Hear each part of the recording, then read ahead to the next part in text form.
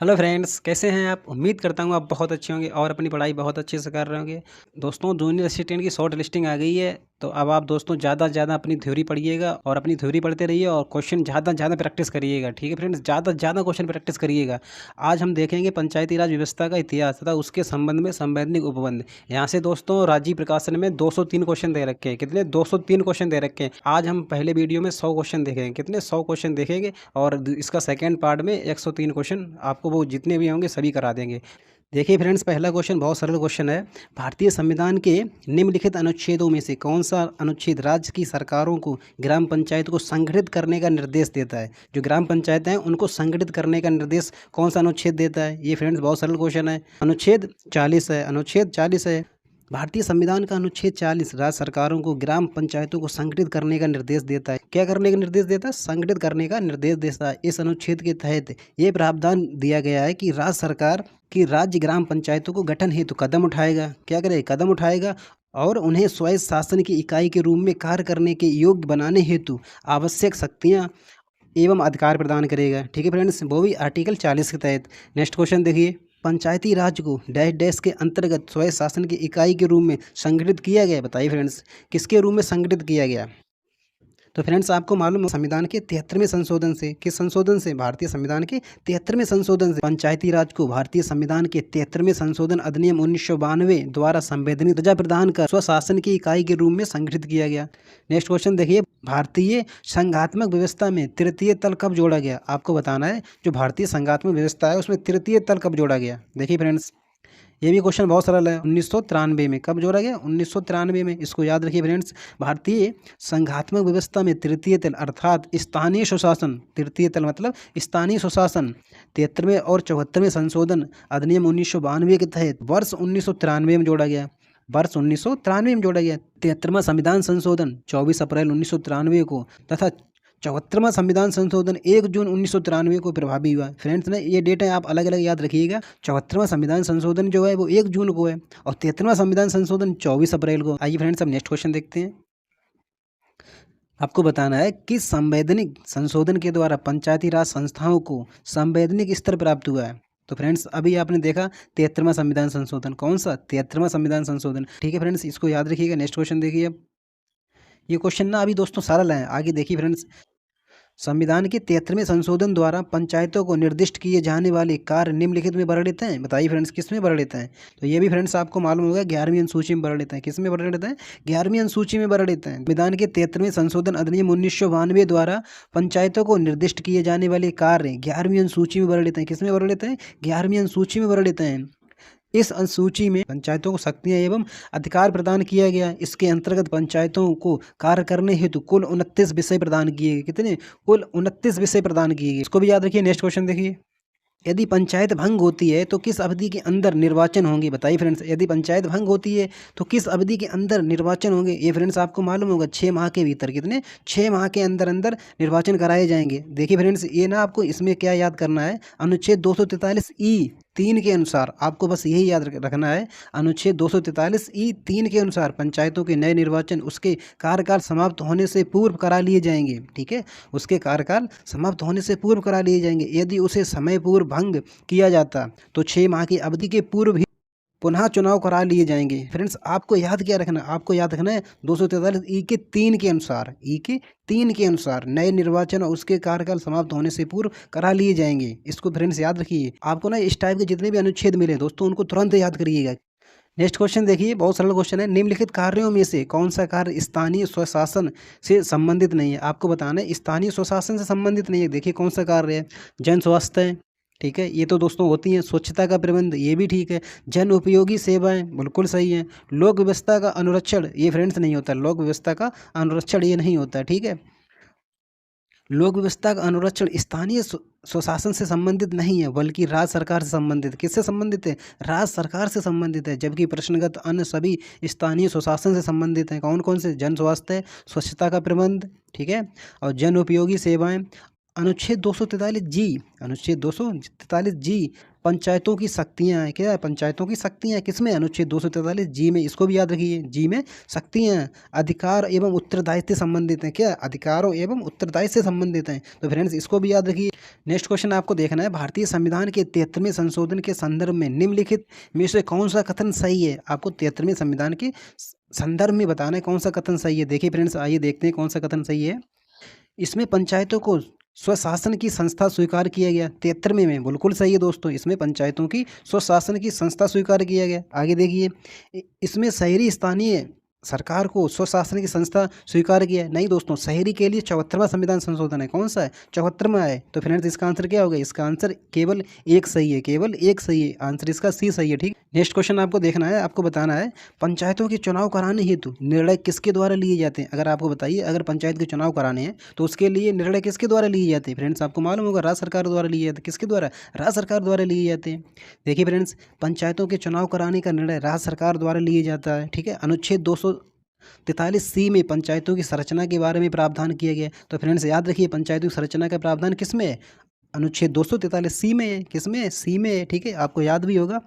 इसके तहत राज्य विधानमंडल को पंचायतों की संरचना के संबंध में उपबंध करने की शक्ति प्रदान की गई। ठीक है फ्रेंड्स, इसको भी याद रखिए। नेक्स्ट क्वेश्चन देखिए, नेक्स्ट क्वेश्चन आपको देखना है, पंचायती राज विषय है। बताइए, पंचायती राज विषय है। तो फ्रेंड्स आपको मालूम है पंचायती राज विषय क्या है? पंचायती राज राज सूची का विषय है। किसका है? राज सूची का विषय।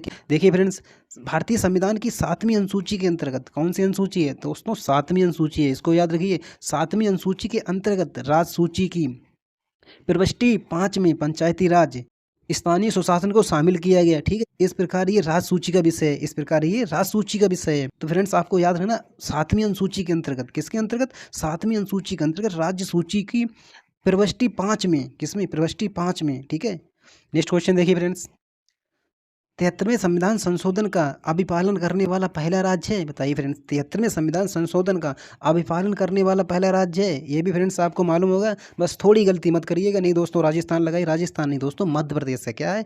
मध्य प्रदेश है। आपको मालूम होगा, मध्य प्रदेश है। 73वें संविधान संशोधन का अभिपालन करने वाला प्रथम राज्य मध्य प्रदेश है। कौन सा है? मध्य प्रदेश है। संशोधन 24 अप्रैल 1993 को प्रभावी हुआ था, जिसके तहत वर्ष 1994 में मध्य प्रदेश में चुनाव आयोजित किया गया था। फ्रेंड्स 1994 में। तो फ्रेंड्स ये पहला राज्य बना था। कौन सा? मध्य प्रदेश। ठीक है, 73वें संविधान संशोधन के बाद। आइए फ्रेंड्स हम नेक्स्ट क्वेश्चन देखते हैं। नेक्स्ट क्वेश्चन आपको देखना है, भारत में राष्ट्रीय पंचायत दिवस मनाया जाता है। ये भी क्वेश्चन बहुत सरल है। भारत में राष्ट्रीय पंचायत दिवस मनाया जाता है। तो दोस्तों ये 24 अप्रैल यहाँ पे रखा है, इसको उठा लो। 24 अप्रैल को। कब? 24 अप्रैल को। ठीक है, नेक्स्ट क्वेश्चन देखिए, पंचायती राज संस्थाओं में महिलाओं के लिए आरक्षित स्थान के संदर्भ में निम्नलिखित कथनों पर विचार कीजिए। यानी कौन सा कथन सही है, आपको ये देखना है कौन सा कथन सही है। आइए फ्रेंड्स देखते हैं कौन सा कथन सही है। इसका प्रावधान संविधान अनुच्छेद 243 डी के 3 में किया गया।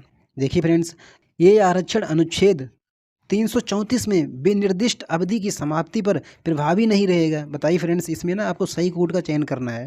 इसका फ्रेंड्स आपको मालूम होगा, कथन ए सही है। कथन ये क्या कहता है? इसका प्रावधान संविधान के अनुच्छेद 243 डी के 3 में किया गया कि पंचायती राज संस्थाओं में महिलाओं के लिए आरक्षित स्थान। ठीक है फ्रेंड्स, अनुच्छेद 243 डी के 3 में। इसको याद रखिए फ्रेंड्स। तो इसका आंसर क्या होगा? इसका आंसर ए सही है। इसका आंसर केवल ए सही है। ठीक है, इसमें देखिए फ्रेंड्स, भारतीय संविधान के भाग 9 के अंतर्गत अनुच्छेद 243 डी के 3 में पंचायती राज संस्थाओं में महिलाओं के लिए आरक्षित स्थानों का प्रावधान किया गया। महिलाओं के लिए आरक्षण की कोई समय सीमा निर्धारित नहीं की गई। इसको भी फ्रेंड्स याद रखिए, ये क्वेश्चन बनेगा। बताइए कितनी समय सीमा है? तो आपको मालूम होना चाहिए कोई समय सीमा निर्धारित नहीं की गई। ठीक है, नेक्स्ट क्वेश्चन देखिए फ्रेंड्स, पंचायती राज का प्रधान लक्ष्य है। बताइए पंचायती राज का प्रधान लक्ष्य क्या है? प्रधान लक्ष्य आपको देखना है ग्रामवासियों के बीच प्रतिद्वंद्विता को बढ़ाना है। बताइए फ्रेंड्स, ऐसी बात है? ये तो बिल्कुल बकवास है। ठीक है फ्रेंड्स, आगे देखिए, चुनाव लड़ने के लिए ग्रामवासियों को प्रशिक्षण देना। चुनाव लड़ने के लिए ग्रामवासियों को प्रशिक्षण देना, ये भी फ्रेंड्स प्रधान लक्ष्य में नहीं आता है। आगे देखिए, ग्रामवासियों में शक्ति का विकेंद्रीकरण करना, ये बिल्कुल सही है। ग्रामवासियों में शक्ति का विकेंद्रीकरण करना। ठीक है, इसको याद रखिए फ्रेंड्स। इसमें देखिए फ्रेंड्स, पंचायती राज का प्रधान लक्ष्य ग्रामवासियों को शक्ति का विकेंद्रीकरण है, जिसके अंतर्गत अपनी आवश्यकताओं के अनुसार नीतियों का निर्माण एवं क्रियान्वयन कर सकें। ठीक है फ्रेंड्स, नीतियों का निर्माण एवं क्रियान्वयन कर सकें। नेक्स्ट क्वेश्चन देखिए, निम्नलिखित राज्यों में से किसमें बलवंत राय मेहता समिति की सिफारिशों के अनुसार पंचायती राज व्यवस्था सर्वप्रथम स्थापित की गई? बताइए फ्रेंड्स, सर्वप्रथम स्थापित की गई। ये फ्रेंड्स आपको मालूम होगा राजस्थान। कहाँ है? राजस्थान। ठीक है, बलवंत राय मेहता समिति की सिफारिशों के आधार पर पंचायती राज व्यवस्था सर्वप्रथम राजस्थान राज्य में स्थापित की गई थी। कब की गई थी? ये भी दोस्तों याद रखिए, 2 अक्टूबर 1959 को। 2 अक्टूबर 1959 याद रखिए फ्रेंड्स, 2 अक्टूबर 1959 को तत्कालीन प्रधानमंत्री पंडित जवाहरलाल नेहरू ने राजस्थान के नागौर जिले में इसकी औपचारिक शुरुआत की थी। राजस्थान के नागौर जिले में इसकी औपचारिक शुरुआत की थी। इसी दिन से संपूर्ण राजस्थान में लागू कर दिया गया। इसी दिन से, कब? 2 अक्टूबर से संपूर्ण राजस्थान में लागू कर दिया गया। तो फ्रेंड्स आपको यहाँ से ये पॉइंट्स याद भी होंगे, नहीं याद है तो याद करिएगा। 2 अक्टूबर 1959 तत्कालीन प्रधानमंत्री पंडित जवाहरलाल नेहरू जी थे। ठीक है, राजस्थान के नागौर जिले से। कहाँ से? राजस्थान के नागौर जिले से। नेक्स्ट क्वेश्चन देखिए, भारत में पंचायती राज अनुशंसा के लिए वनी समिति के अध्यक्ष थे। बताइए फ्रेंड्स कौन थे? तो फ्रेंड्स ये भी आपको मालूम होगा, बलवंत राय मेहता जी थे। कौन थे? बलवंत राय मेहता जी थे। पंचायती राज व्यवस्था को मजबूती प्रदान करने के लिए वर्ष 1956 में, कब? वर्ष 1956 बलवंत राय मेहता की अध्यक्षता में समिति का गठन किया गया। यहाँ पे फ्रेंड्स गठन किया गया। ठीक है, वर्ष 1956 से कन्फ्यूज मत होना फ्रेंड्स, यहाँ पे गठन की बात की जा रही, गठन किया गया। इसी समिति ने अपनी रिपोर्ट में त्रिस्तरीय पंचायती राज व्यवस्था का सुझाव दिया था। ठीक है, इसी समिति ने अपनी त्रिस्तरीय पंचायती राज व्यवस्था का सुझाव दिया था। ठीक है, नेक्स्ट क्वेश्चन देखिए फ्रेंड्स, सूची 1 सूची 2 से आपको मिलान करना है और सबसे सरल क्वेश्चन ऐसे ही होते हैं फ्रेंड्स। देखिए, बलवंत राय मेहता जी, अशोक मेहता, एल.एम. सिंघवी समिति या जी.वी.के. राव समिति? सही उत्तर का चयन करना है दोस्तों, बताइए, करिए दोस्तों सही उत्तर का चयन। बलवंत राय मेहता समिति त्रिस्तरीय थी। क्या थी दोस्तों? त्रिस्तरीय थी। ठीक है, इसको इससे मिलाइए। अशोक मेहता समिति द्विस्तरीय थी, तो इसको एक से मिलाइए। एल.एम. सिंघवी समिति स्थानीय सुशासन पद्धति थे। और देखिए जी.वी.के. राव प्रतिनिधित्व के तरीके में सुधार, जी.वी.के. राव। ठीक है फ्रेंड, तो इसका आंसर क्या हो गया? इसका आंसर सी हो गया। ठीक है, इसको याद रखिए, इसका आंसर सी हो गया। देखिए फ्रेंड्स, बलवंत राय मेहता त्रिस्तरीय थी। ठीक है, अशोक मेहता द्विस्तरीय थी, एल.एम. सिंघवी स्थानीय सुशासन पद्धति, भाई जी.वी.के. राव प्रतिनिधित्व के तरीके में सुधार। ठीक है, और इनको फ्रेंड्स याद रखिए, बलवंत राय मेहता समिति की सिफारिश कब आई थी? 1957 में, अशोक मेहता 1977, एल.एम. सिंघवी 1986 में और जी.वी.के. राव 1985। इसको याद रखिए। नेक्स्ट क्वेश्चन देखिए, नेक्स्ट क्वेश्चन देखना है आपको, विकेंद्रीकरण प्रणाली की सिफारिश किसने की थी? बताइए फ्रेंड्स, विकेंद्रीकरण प्रणाली की सिफारिश किसने की थी? तो ये भी फ्रेंड्स आपको याद होगा, बलवंत राय मेहता जी ने। किसने? बलवंत राय मेहता जी ने। विकेंद्रीकरण प्रणाली की सिफारिश बलवंत राय मेहता ने की थी। इनकी अध्यक्षता में गठित समिति ने स्थानीय स्वशासन हेतु त्रिस्तरीय पंचायती राज का सुझाव दिया था। अभी आपने देखा था, इस समिति द्वारा इसे लोकतांत्रिक विकेंद्रीकरण की व्यवस्था कहा गया। इसे लोकतांत्रिक विकेंद्रीकरण की व्यवस्था कहा गया। किसको? बलवंत राय मेहता समिति को। याद रखिए फ्रेंड्स। ठीक है, बहुत अच्छा क्वेश्चन है। नेक्स्ट क्वेश्चन देखिए, पंचायती राज की अनुशंसा किसने की थी? पंचायती राज की अनुशंसा किसने की थी? देखिए फ्रेंड्स, भारत सरकार अधिनियम 1935, भारत सरकार अधिनियम 1935, कृषि मिशन 1942, भारत स्वतंत्रता अधिनियम 1947, बलवंत राय मेहता समिति 1957, बलवंत राय मेहता समिति 1957। ठीक है, इसको याद रखना है आपको। इसमें देखिए फ्रेंड्स, पंचायती राज व्यवस्था की अनुशंसा बलवंत राय मेहता समिति की रिपोर्ट 1957 में, ठीक है, रिपोर्ट आई थी फ्रेंड्स 1957 में। इस समिति का गठन 1956 में किया गया था। इस समिति का गठन 1956 में किया गया था। इसको भी फ्रेंड्स याद रखिए, अगर आपसे गठन पूछा जाए तो फ्रेंड्स आप लगाना 1956। ठीक है, और अगर रिपोर्ट तो दोस्तों 1957 आंसर देना। ठीक, नेक्स्ट क्वेश्चन देखिए, निम्नलिखित में से कौन सी एक समिति पंचायती राज संस्था से संबंधित नहीं है? बताइए फ्रेंड्स, कौन सी समिति जो है जो पंचायती राज से संबंधित नहीं है? तो फ्रेंड्स आपको ये मालूम होगा, पी.एन. राव समिति पंचायती राज व्यवस्था से संबंधित नहीं है। नेक्स्ट क्वेश्चन देखिए, बहुत सरल क्वेश्चन है। पंचायती राज को संवैधानिक स्थिति प्रदान करने की संस्तुति में से किस कमेटी द्वारा की गई थी? संवैधानिक दर्जा की बात किसने की थी फ्रेंड्स? आपको मालूम होगा, एल.एम. सिंघवी समिति ने। कब आई थी? 1986 में आई थी एल.एम. सिंघवी समिति। देखिए आंसर कहाँ पे, पहला आंसर इसका सही है। पंचायती राज प्रणाली का पुनरुत्थान हेतु सुझाव देने के लिए डॉक्टर एल.एम. सिंघवी की अध्यक्षता में जून 1986 में, कब फ्रेंड्स? इसको याद रखिए, जून 1986 में। अगर दोस्तों आपको ना ये भी याद रख लेना, जून 1986 में एक समिति गठन किया गया, एक समिति का गठन किया गया। इस समिति ने स्थानीय स्वशासन को संवैधानिक मान्यता प्रदान करने की बात की। ठीक है, पंचायती राज संस्थाओं के चुनाव गैर दलीय आधार पर, किसके आधार पर? गैर दलीय आधार पर। इसको फ्रेंड्स याद रखिए, ये भी पॉइंट्स बनेगा कि गैर दलीय आधार पर ये में नियमित रूप से कराने, न्याय पंचायत एवं ग्राम न्यायालयों की व्यवस्था करने तथा पंचायतों को वित्तीय संसाधन उपलब्ध कराने की सिफारिश की थी। नेक्स्ट क्वेश्चन आपको देखना है, बहुत सरल क्वेश्चन है कि हमारे संविधान के किस भाग में 3 सोपानों में पंचायतें बनाने की परिकल्पना की गई? बताइए फ्रेंड्स। तो फ्रेंड्स आपको मालूम भाग 9 है। कौन सा है? भाग 9 है। भारतीय संविधान के भाग 9 में 3 सोपानों में पंचायतें बनाने की परिकल्पना की गई। अनुच्छेद 243 बी के तहत भारत में त्रिस्तरीय यानी कि ग्राम स्तर, मध्यवर्ती स्तर, जिला स्तर पंचायती राज व्यवस्था का प्रावधान किया गया है। ठीक है फ्रेंड्स, याद रखिए। नेक्स्ट क्वेश्चन देखिए, निम्नलिखित में से कौन संविधान के 73वें संशोधन में सम्मिलित है? बताइए फ्रेंड्स, संविधान के 73वें संशोधन में सम्मिलित है। जिला पंचायत, क्षेत्र पंचायत, ग्राम पंचायत, नगर पंचायत। नगर पंचायत दोस्तों नहीं है इसमें, ठीक है। आपको मालूम होगा नगर पंचायतें 73वें संविधान संशोधन में नहीं, 74वें संविधान संशोधन में है, ठीक है। तो इसका आंसर क्या होगा? इसका आंसर दोस्तों जिला पंचायत सही है, क्षेत्र पंचायत और ग्राम पंचायत, यानी कि इसका 1, 2, 3 आंसर हो गया इसका बी। 73वें संविधान संशोधन 1992 के द्वारा भारत में त्रिस्तरीय पंचायती राज व्यवस्था लागू की गई। इसके अंतर्गत ग्राम पंचायत, क्षेत्र पंचायत, जिला पंचायत शामिल है, जबकि नगर पंचायत का प्रावधान 74वें संविधान संशोधन यानी शहरी निकायों के अंतर्गत किया गया। नेक्स्ट क्वेश्चन देखिए कि एक क्षेत्र पंचायत का क्षेत्र निर्धारित किया जाता है। बताइए फ्रेंड्स, एक क्षेत्र पंचायत का अगर क्षेत्र निर्धारित करना है तो वो किसके द्वारा किया जाता है? ये फ्रेंड्स आपको मालूम होगा, राज्य सरकार द्वारा। किसके द्वारा? राज्य सरकार द्वारा किया जाता है। अनुच्छेद 243C, अनुच्छेद 243C के तहत एक क्षेत्र पंचायत का क्षेत्र राज्य विधान मंडल द्वारा बनाई गई विधि के अनुसार, राज्य विधान मंडल द्वारा बनाई गई विधि के अनुसार राज्य सरकार द्वारा निर्धारित किया जाता है। नेक्स्ट क्वेश्चन देखिए अब, पंचायत समिति के सदस्य, आपको बताना है पंचायत समिति के सदस्य। देखिए फ्रेंड्स, कैसे चुने जाते हैं पंचायत समिति के सदस्य? बात की जा रही फ्रेंड्स सदस्य की, किसकी? सदस्य की। जनता द्वारा प्रत्यक्ष रूप से चुने जाते हैं, जनता द्वारा प्रत्यक्ष रूप से चुने जाते हैं। तो फ्रेंड्स बिल्कुल पहला ही आंसर सही है, जनता द्वारा प्रत्यक्ष रूप से चुने जाते हैं। भारतीय संविधान के अनुच्छेद 243C 2 के तहत, 243C के 2 के तहत पंचायत समिति का सदस्य जनता द्वारा प्रत्यक्ष रूप से चुने जाते हैं। पंचायत समिति के जो सदस्य होते हैं वो जनता द्वारा प्रत्यक्ष रूप से चुने जाते हैं। पंचायत समिति त्रिस्तरीय पंचायत राज प्रणाली के अंतर्गत मध्यवर्ती स्तर है। ये भी फ्रेंड्स आपको मालूम है, कौन सा स्तर है? मध्यवर्ती स्तर है। अनुच्छेद 243C 2 के तहत याद रखिए फ्रेंड्स, ठीक है। नेक्स्ट क्वेश्चन देखिए, भारत में ब्लॉक स्तर पर बनी पंचायत समिति केवल है? जो भारत में ब्लॉक स्तर पर पंचायत समिति बनी केवल है, क्या है दोस्तों? एक सलाहकारी निकाय है, एक सलाहकारी समिति है, समन्वय व पर्यवेक्षी प्राधिकारी है, या प्रशासनिक प्राधिकारी है? प्रशासनिक प्राधिकारी है, इसको याद रखिए फ्रेंड्स। नेक्स्ट क्वेश्चन देखिए, नेक्स्ट क्वेश्चन देखिए, यदि जिला पंचायत का अध्यक्ष निलंबित हो जाए, जिला पंचायत का अध्यक्ष अगर निलंबित हो जाए तो क्या होगा फ्रेंड्स? बताइए क्या होगा? देखिए फ्रेंड्स, कुछ तो होगा। जिला पंचायत का उपाध्यक्ष कार्यवाहक अध्यक्ष के रूप में कार्य करेगा। जिला पंचायत का उपाध्यक्ष अध्यक्ष बन जाएगा, बहुत सही।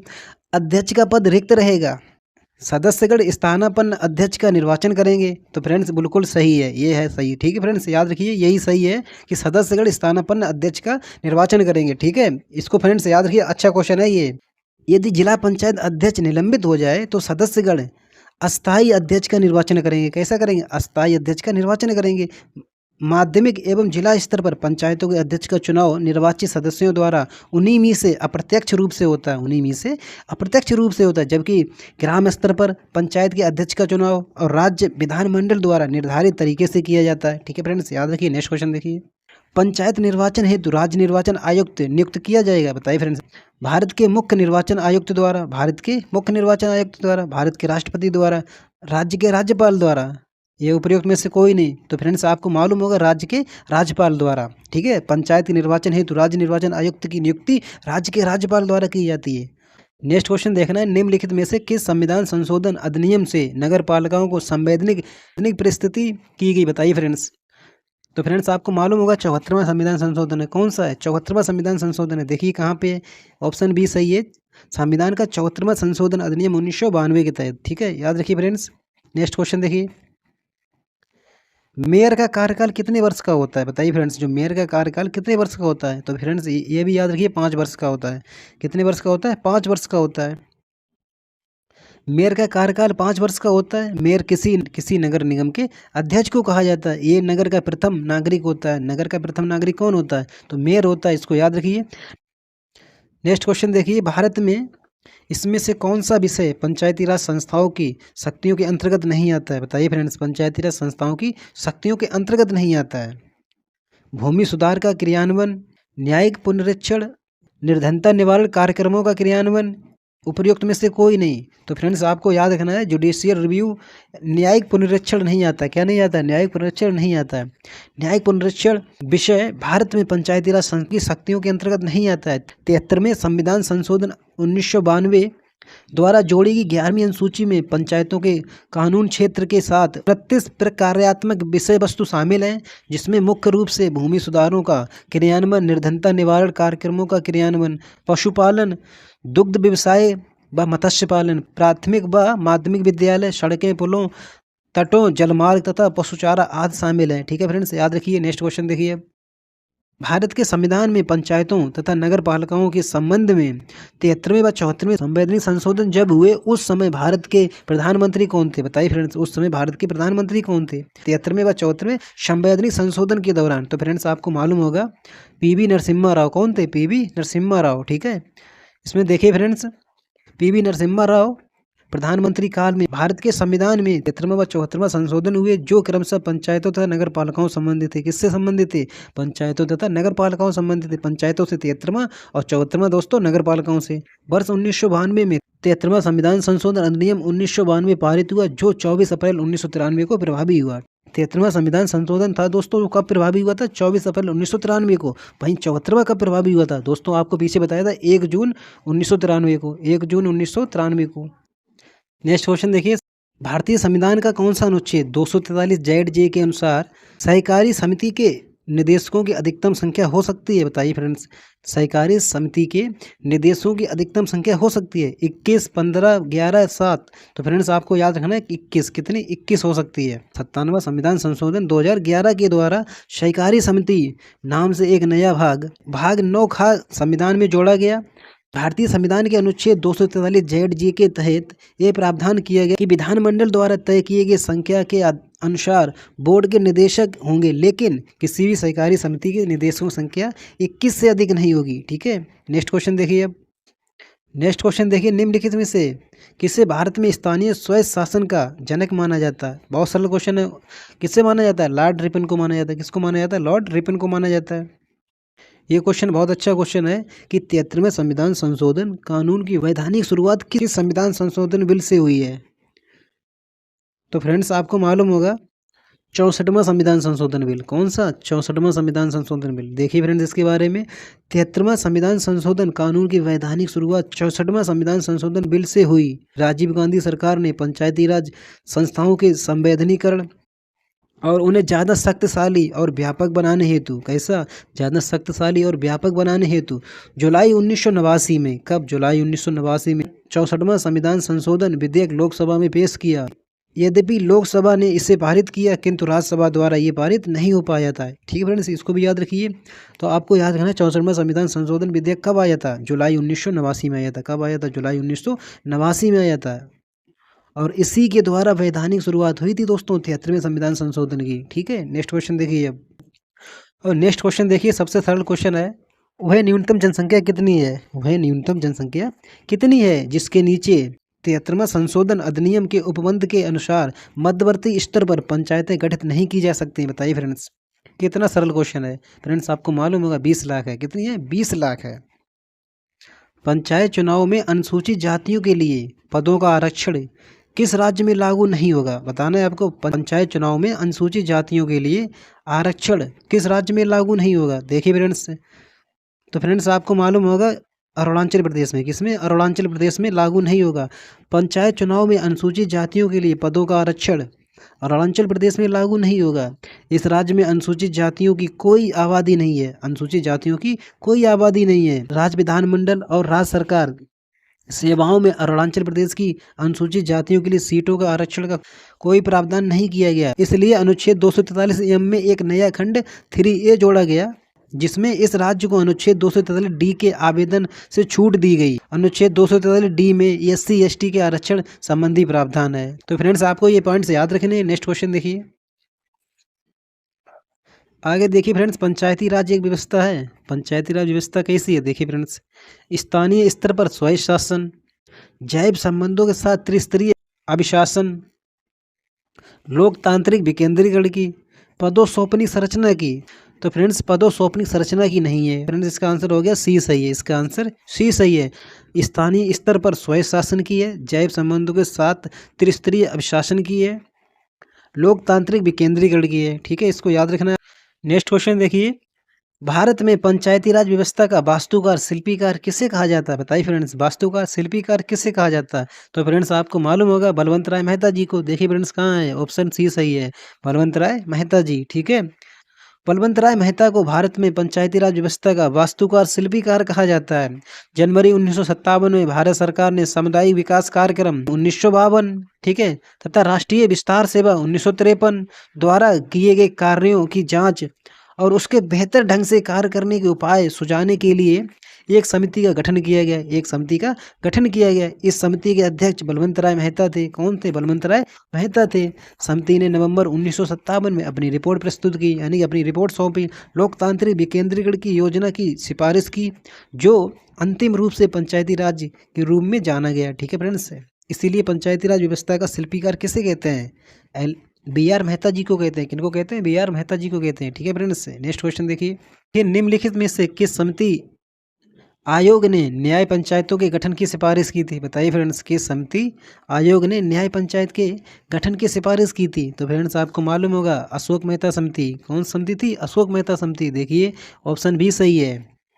अशोक मेहता समिति ने न्याय पंचायत के गठन की सिफारिश की थी। दिसंबर 1977 में अशोक मेहता की अध्यक्षता में एक समिति का गठन किया गया। कब किया गया? दिसंबर 1977। याद रखिए फ्रेंड्स, दिसंबर 1977, जिसने अपनी रिपोर्ट वर्ष 1978 में प्रस्तुत की थी। रिपोर्ट कब आई थी फ्रेंड्स? रिपोर्ट आई थी वर्ष 1978 में।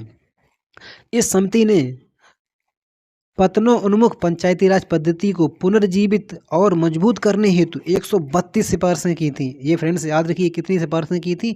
132 सिफारिशें की थी। इसकी प्रमुख सिफारिशों में न्याय पंचायत को विकास पंचायत से अलग निकाय के रूप में रखा जाना चाहिए। एक योग्य न्यायाधीश द्वारा इसका सभापतित्व किया जाना चाहिए, ये शामिल है। तो आपको यहाँ से याद रखना है, अशोक मेहता समिति गठन कब किया गया था? गठन हुआ था दिसंबर 1977 में। कब हुआ था? 1977 में, दिसंबर 1977 में। रिपोर्ट कब आई थी? 1978 में आई थी। ठीक है, रिपोर्ट आई थी 1978 में। बलवंत राय मेहता समिति गठन हुआ था 1956 में। रिपोर्ट कब आई थी? 1957 में। ठीक है फ्रेंड्स, ये याद रखना, गठन कब हुआ था, रिपोर्ट कब आई थी। ठीक है फ्रेंड्स, आपसे ये क्वेश्चन अच्छा बनेगा क्योंकि आपके लिए सब स्पेशल है। ठीक है, आगे देखिए फ्रेंड्स, निम्नलिखित राज्यों में से किसमें पंचायती राज संस्था नहीं है? आपको वो राज्य बताना है जिसमें पंचायती राज संस्था नहीं है। देखिए कौन सा राज्य है? तो फ्रेंड्स आपको मालूम होगा नागालैंड। कौन सा? नागालैंड। इसमें क्या नहीं है? इसमें पंचायती राज संस्था नहीं है। असम में क्या क्या फ्रेंड्स? असम में देखिए, असम से ना क्वेश्चन बनेगा फ्रेंड्स, आपको असम से याद रखना है, केरल से भी याद रखना है। ठीक है, देखिए फ्रेंड्स, असम से गांव पंचायत जिसे आप गोहन पंचायत कहते हैं, आंचलिक पंचायत, जिला परिषद, ठीक है, ये असम से संबंधित हैं। वहीं केरल से देखिए ग्राम पंचायत, प्रखंड पंचायत और जिला पंचायत। तो फ्रेंड्स आपको ना प्रखंड याद रखना है, यहाँ से आपको गाँव पंचायत याद रखना है, यहाँ से प्रखंड पंचायत याद रखना है। ठीक है, आगे देखिए, त्रिपुरा से ग्राम पंचायत, पंचायत समिति और जिला पंचायत। ठीक है फ्रेंड्स, तो आपको ना केरल से प्रखंड पंचायत याद रखिए, केरल से प्रखंड पंचायत याद रखिए, और असम से गांव पंचायत जिसे आप गोहन पंचायत के नाम से भी जानते हैं। ठीक है फ्रेंड्स, नेक्स्ट क्वेश्चन देखिए। नेक्स्ट क्वेश्चन देखिए, सबसे सरल क्वेश्चन है, सूची 1 सूची 2 से मिलान करिए। आइए दोस्तों मिलान करते हैं। जनपद पंचायत किस राज्य में है? आपको बताना है जनपद पंचायत किस राज्य में है। तो फ्रेंड्स आपको मालूम होगा जनपद पंचायत है मध्य प्रदेश में। कहाँ है? मध्य प्रदेश में। मिलाइए दोस्तों मध्य प्रदेश से, ये देखिए मध्य प्रदेश हो गया। क्षेत्र पंचायत कहाँ है फ्रेंड्स? क्षेत्र पंचायत है उत्तर प्रदेश में। किस में? उत्तर प्रदेश में। ये तो फ्रेंड्स आपको बिल्कुल मालूम होगा कि क्षेत्र पंचायत जो है वो उत्तर प्रदेश में। ठीक है, तालुका परिषद कहाँ है फ्रेंड्स? बताइए तालुका परिषद कहाँ है? तो तालुका परिषद है गुजरात में। कहाँ है? गुजरात में। ठीक है, तालुका परिषद है गुजरात में, इसको इससे मिलाइए। ठीक है, और आंचलिक परिषद किस में? आंचलिक परिषद है पश्चिम बंगाल में। किस में? पश्चिम बंगाल में। इसको याद रखिए फ्रेंड्स। इसका आंसर क्या हो गया? इसका आंसर हो गया सी सही। इसका आंसर सी सही है। तो फ्रेंड्स आपको याद रखना है जनपद पंचायत जो है वो मध्य प्रदेश में, क्षेत्र पंचायत उत्तर प्रदेश में, तालुका परिषद गुजरात में है और आंचलिक परिषद पश्चिम बंगाल में है। आगे देखिए फ्रेंड्स, भारतीय संविधान का 73वां संशोधन प्रावधान करता है। 73वां संविधान संशोधन है वो क्या प्रावधान करता है? देखिए फ्रेंड्स, पहली बार पंचायती राज का, पंचायतों पर प्रशासकीय नियंत्रण हटाने का, पंचायत चुनाव की विधि में परिवर्तन करने का, पंचायत चुनाव को आदेशात्मक तथा लोकसभा एवं विधानसभा चुनाव के समकक्ष बनाना। इसको आपको याद रखना है। भारतीय संविधान का 73वां संविधान संशोधन अधिनियम 1992 में पंचायतों को आदेशात्मक तथा लोकसभा एवं विधानसभा चुनाव के समकक्ष बनाने का प्रावधान करता है। आगे देखना है आपको, पंचायत के लिए कराए जाने वाले सभी निर्वाचनों के संचालन का अधीक्षण और नियंत्रण निहित होता है? बताइए फ्रेंड्स, किसमें निहित होता है? राज्यपाल में, भारत के निर्वाचन आयोग में, जिला पंचायत राज अधिकारी में, राज्य निर्वाचन आयोग में। तो फ्रेंड्स आपको मालूम होगा राज्य निर्वाचन आयोग में। किसमें? राज्य निर्वाचन आयोग में। राज्य निर्वाचन आयोग में पंचायतों के लिए कराए जाने वाले सभी निर्वाचनों के संचालन का अधीक्षण, निदेशक और नियंत्रण निहित होता है। ठीक है फ्रेंड्स, याद रखना। नेक्स्ट क्वेश्चन देखिए, राज्य वित्त आयोग का गठन भारतीय संविधान के अंतर्गत किया जाता है। भारतीय संविधान के अंतर्गत किया जाता है। देखिए फ्रेंड्स, अनुच्छेद 243 एच के अनुसार, अनुच्छेद 243 आई के अनुसार, अनुच्छेद 243 जे के अनुसार, अनुच्छेद 243 के अनुसार। तो फ्रेंड्स आपको ना बताना है वित्त आयोग का। तो फ्रेंड्स आई के अनुसार, किसके अनुसार? आई के अनुसार। कितना सरल क्वेश्चन है। भारतीय संविधान के अनुच्छेद 243 आई के अंतर्गत राज्य का राज्यपाल प्रत्येक 5 वर्ष के पश्चात पंचायतों की वित्तीय स्थिति की समीक्षा करने के लिए राज्य वित्त आयोग का गठन करेगा। किसका करेगा? राज्य वित्त आयोग का गठन करेगा। नेक्स्ट क्वेश्चन देखिए फ्रेंड्स, नेक्स्ट क्वेश्चन देखिए, निम्नलिखित में से कौन सा संवैधानिक प्राधिकरण है? नीचे दिए कूट से उत्तर चुनिए। आइए फ्रेंड्स उत्तर चुनते हैं। राज्य निर्वाचन आयोग, राज्य वित्त आयोग, जिला पंचायत, राज्य निर्वाचन अधिकारी। तो फ्रेंड्स आपको मालूम होगा राज्य निर्वाचन आयोग, राज्य वित्त आयोग और जिला पंचायत। ठीक है, ये संवैधानिक प्राधिकरण है। तो इसका आंसर फ्रेंड्स क्या होगा? इसका आंसर बी सही है, केवल 1, 2, 3। नेक्स्ट क्वेश्चन देखिए फ्रेंड्स, नेक्स्ट क्वेश्चन देखना है आपको, संविधान के 73वें व 74वें संशोधन निम्न में से किनके सृजन के लिए उत्तरदायी है? बताइए फ्रेंड्स, किसके सृजन के लिए उत्तरदायी है?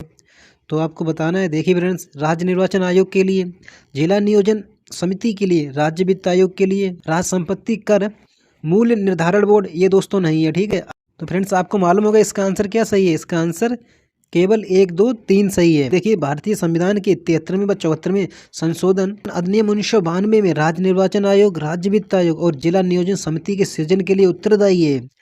राज्य वित्त आयोग को राज्यपाल द्वारा 5 वर्ष के पश्चात पंचायतें एवं नगर पालिकाओं की वित्तीय स्थिति की समीक्षा के लिए गठित करेगा। महात्मा गांधी राष्ट्रीय ग्रामीण रोजगार गारंटी योजना में योजना बनाने में, संपादन करने व क्रियान्वयन की जिम्मेदारी निम्न में से किसकी है? बताइए फ्रेंड्स, किसकी है जिम्मेदारी? तो फ्रेंड्स आपको याद रखना ग्राम पंचायत की है, ना कि ग्राम सभा की। किसकी? ग्राम पंचायत की है। ठीक है, आगे देखिए फ्रेंड्स, विकेंद्रीकरण पर रॉयल आयोग की स्थापना की गई थी। बताइए फ्रेंड्स, विकेंद्रीकरण पर रॉयल आयोग की स्थापना कब की गई थी? तो फ्रेंड्स आपको मालूम होगा 1907 में। कब की गई थी? 1907 में। वर्ष 1907 में स्थानीय स्वशासन संस्थाओं को CEH हाब हाउस की अध्यक्षता में, ठीक है, हाब हाउस की अध्यक्षता में विकेंद्रीकरण पर रॉयल कमीशन का गठन किया गया है। तो फ्रेंड्स इसको भी याद रखिए, हाब हाउस की अध्यक्षता में। नेक्स्ट क्वेश्चन देखिए, किसने घोषित किया था कि ब्रिटिश सरकार की नीति का उद्देश्य भारत में उत्तरदायी शासन की स्थापना करना है? बताइए फ्रेंड्स, भारत में उत्तरदायी शासन की स्थापना करना है। तो फ्रेंड्स आपको मालूम होगा मोंटेग्यू। 20 अगस्त 1917 को, 20 अगस्त 1917 को ब्रिटिश सरकार ने पहली बार घोषित किया था कि उसका उद्देश्य भारत में क्रमिक रूप से उत्तरदायी सरकार की स्थापना करना है। उस समय भारत के वायसराय चेम्सफोर्ड थे। उस समय भारत के वायसराय कौन थे? तो फ्रेंड्स आपसे ये भी पूछा जा सकता है, बताइए उस समय भारत के वायसराय कौन से? तो चेम्सफोर्ड थे। भारत राज सचिव मोंटेग्यू ने क्रमिक रूप से 1919 में भारत शासन अधिनियम बनाया गया, जो 1921 में लागू हुआ था। तो भारत शासन अधिनियम 1919 बनाया गया, तो वो कब लागू हुआ था? 1921 में लागू हुआ। इस कानून को मोंटेग्यू चेम्सफोर्ड सुधार भी कहा जाता है। याद रखिए फ्रेंड्स, इस कानून को मोंटेग्यू चेम्सफोर्ड सुधार भी कहा जाता है। नेक्स्ट क्वेश्चन देखिए, स्थानीय स्वशासन प्रणाली का वर्णन मिलता है। बताइए फ्रेंड्स, स्थानीय स्वशासन प्रणाली का वर्णन कहाँ मिलता है? तो फ्रेंड्स आपको मालूम होगा रामायण में भी मिलता है, महाभारत में भी मिलता है। तो फ्रेंड्स इसका आंसर सी सही है, इसका आंसर सी सही है। रामायण और महाभारत दोनों में स्थानीय स्वशासन प्रणाली का वर्णन मिलता है। रामायण के अध्ययन से संकेत मिलता है कि प्रशासन में 2 भागों में, प्रशासन जो था वो 2 भागों में, पुर और जनपद अर्थात नगर और ग्राम में विभाजित था। महाभारत के शांति पर्व में, महाभारत के शांति पर्व से। नेक्स्ट क्वेश्चन देखिए, चोलकालीन ग्रामीण संस्था ग्राम महासभा की कार्य समिति को क्या कहा जाता है? स्टूडेंट्स बताना, बरियम कहा जाता है। क्या कहा जाता है? बरियम। ठीक है, इसको याद रखिए दोस्तों, बरियम। तो आपको ना यहाँ से याद रखना है, अगर आपसे उर की कार्य समिति पूछे जाए, किसकी? उर की अगर कार्य समिति पूछे जाए तो बताना फ्रेंड्स, आलू गरम कहते थे। क्या कहते थे? आलू गरम कहते थे। ठीक है, और वहीं अगर सभा और महासभा की कार्य समिति आपसे पूछे जाए तो फ्रेंड्स बताना, बरियम कहते थे। क्या कहते थे? बरियम कहते थे। सभा और महासभा की कार्य समिति को बरियम कहते थे और उर की कार्य समिति को आलू गरम कहते थे। नेक्स्ट क्वेश्चन देखिए, बरहिम के सदस्य को चुनने के लिए प्रत्येक गांव का विभाजन कितने वार्डों में किया जाता था? तो फ्रेंड्स ये क्वेश्चन बहुत सरल है, क्योंकि आपने कई बार पढ़ा होगा ना। 30 वार्डों में, किसमें? 30 वार्डों में। आगे देखिए, इसी में देखिए फ्रेंड्स, चोलकालीन बरहिम के सदस्यों को चुनने के लिए सबसे पहले इसमें क्या था, 35 से 70 वर्ष की उम्र होनी चाहिए। 35 से 70 वर्ष के बीच में उम्र होनी चाहिए, यानी 35 से नीचे नहीं, यानी राष्ट्रपति वाली उम्र की बात की जा रही है। ठीक है फ्रेंड्स। आगे देखिए, 1.5 एकड़ भूमि, कितनी? 1.5 एकड़ भूमि, यानी कि 1/4 बेली भूमि होनी चाहिए। एक वेद और भाषा के ज्ञाता होने चाहिए, वेद और भाषा के ज्ञाता होने चाहिए, जिनके पास निजी आवास भी होना चाहिए। और ऐसे व्यक्ति दोस्तों बरहिम के सदस्य निर्वाचित होते थे। ठीक है फ्रेंड्स, ये भी याद रखना, बहुत अच्छा क्वेश्चन है। नेक्स्ट क्वेश्चन देखिए, मौर्य काल में नगर प्रशासक कौन होता था?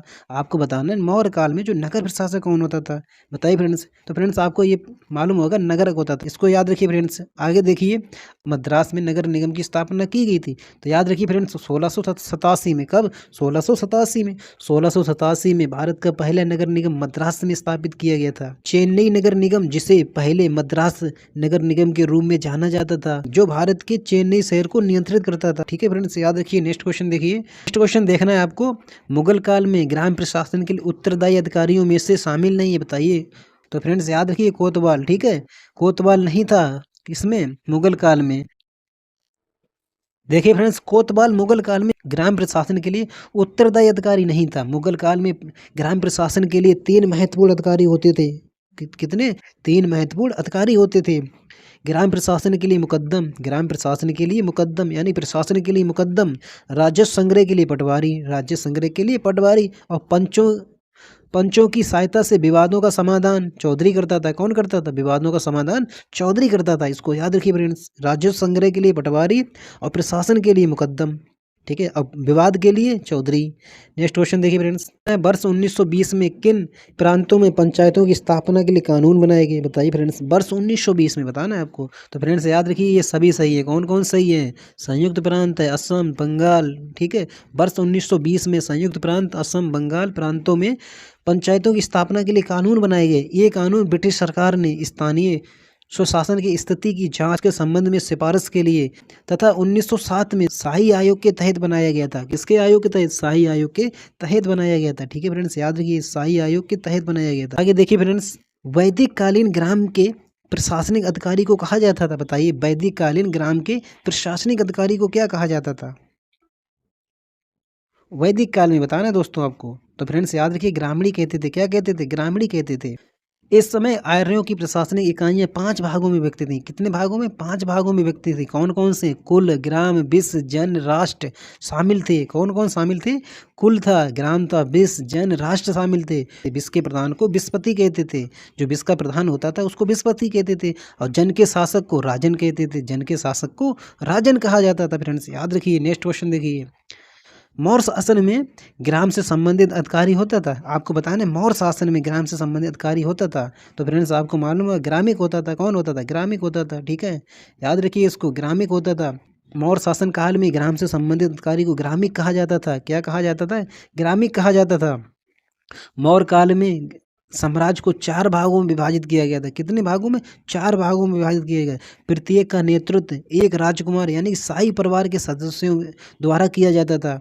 अशोक के अधीन 4 प्रांतों में मुख्यतः उत्तरी प्रांत, पश्चिमी प्रांत। कौन कौन से प्रांत? उत्तरी प्रांत, पश्चिमी प्रांत, पूर्वी प्रांत और दक्षिणी प्रांत शामिल थे। आगे देखिए फ्रेंड्स, आपको बताना है, गुप्त काल में ग्राम सभा को कहा जाता था पंचमंडली, मंडली, समूह मंडली, न्याय मंडली। तो फ्रेंड्स याद रखिए, पंचमंडली। क्या कहा जाता था? पंचमंडली। किस काल में? गुप्त काल में। आगे देखिए फ्रेंड्स, चोल साम्राज्य में ग्राम सभा का कार्य नहीं था। आपको बताना, आप चोल साम्राज्य में ग्राम सभा का क्या कार्य नहीं था? वे भूमि कर का संग्रह करती थी, ग्राम भूमि का सर्वेक्षण, ग्राम भूमि का सर्वेक्षण, मंदिरों के रख रखाव तथा उनकी आय व्यय का उचित प्रबंध, मंदिरों के रख रखाव तथा उनकी आय व्यय का उचित प्रबंध। मध्यस्थ नामक कर्मचारी द्वारा ग्राम सभा के कार्यों में सहायता प्रदान किया जाता था। इसमें ना ग्राम भूमि का सर्वेक्षण, ग्राम भूमि का सर्वेक्षण, इसको याद रखिए फ्रेंड्स। ग्राम भूमि का सर्वेक्षण चोल साम्राज्य में ग्राम सभा का कार्य नहीं था। ग्राम भूमि का सर्वेक्षण चोल साम्राज्य में ग्राम सभा का कार्य नहीं था, बल्कि ये कार्य केंद्रीय सरकार द्वारा किया जाता है। किसके द्वारा? ये कार्य जो होता था वो फ्रेंड्स केंद्र सरकार करती थी। क्वेश्चन देखना है, विजयनगर शासन के अंतर्गत मेला ग्राम में शामिल ग्रामों की संख्या थी। आपको बताना, मेला ग्राम में शामिल ग्रामों की संख्या थी फ्रेंड्स, आपको मालूम होगा 50। कितने? 50। विजयनगर शासन के अंतर्गत मेला ग्राम में 50 ग्राम शामिल थे। कितने ग्राम शामिल थे? 50 ग्राम शामिल थे। विजयनगर सम्राट में प्रशासन की सबसे छोटी इकाई उर या ग्राम थी। तो फ्रेंड्स ग्राम तो आपको याद हो जाएगी, बट उर याद रखना फ्रेंड्स। कौन सी? उर। सबसे छोटी इकाई उर थी। इसमें विजयनगर साम्राज्य में। नेक्स्ट देखिए, विजयनगर शासन में गांव की सबसे बड़ी इकाई क्या थी? सबसे छोटी इकाई आपने देखी उर थी, तो बड़ी सबसे बड़ी इकाई याद रखना दोस्तों, नाडू थी। कौन सी? नाडू। सबसे बड़ी इकाई नाडू थी, सबसे छोटी इकाई उर थी। ठीक है। विजयनगर शासन प्रणाली में संपूर्ण शक्ति राजा में निहित थी। किसमें निहित थी? राजा में निहित थी। इस दौरान साम्राज्य प्रांत, मंडल, बलनाडु, नाडु, उर, ग्राम इत्यादि में प्रशासनिक इकाइयों में विभाजित हुआ करता था। नाडु विजयनगर साम्राज्य की गांव की सबसे बड़ी इकाई थी। ठीक है फ्रेंड्स, याद रखिए। नेक्स्ट क्वेश्चन देखिए, मुगल काल में पटवारी का कार्य था। बताइए फ्रेंड्स, पटवारी का क्या कार्य था मुगल काल में?